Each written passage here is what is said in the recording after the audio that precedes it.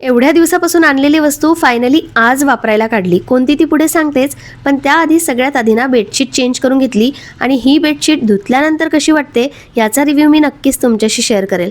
त्यानंतर बाल्कनीत येऊन थोडंसं ऊन घेतलं. ऊन आणि चहा दोन्ही याची जरा वेगळीच मजा असते.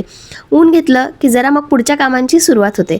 त्यानंतर मग काय सगळ्यात आधी कुकर लावून घेतला आणि झाडासाठी हे रेग्युलर जे फर्टिलायझर मी तयार करत असते, म्हणजेच 2 केळी खाल्ली होती ना, तर त्याची सालं होती ती अशी पाण्यात भिजत ठेवली आणि 2 दिवसानंतर हेच पाणी झाडांना टाकायचं.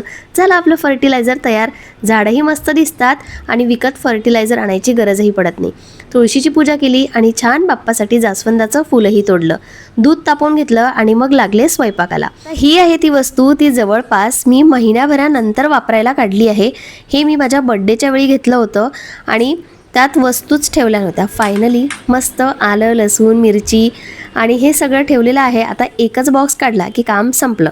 रात्रीच्या डिनरमध्ये सगळ्यांच्या आवडीचे आलू पराठे बनवले आणि ते कितीही जास्त बनवले ना तरी शेवटी कमीच पडलेत असं वाटतं. आणि आजही नेहमीप्रमाणे तसंच झालं. असो, आता मी गरमागरम आलू पराठा एन्जॉय करते आणि असा संपवला मी आजचा दिवस. चला भेटूया नेक्स्ट व्हिडिओमध्ये. बाय.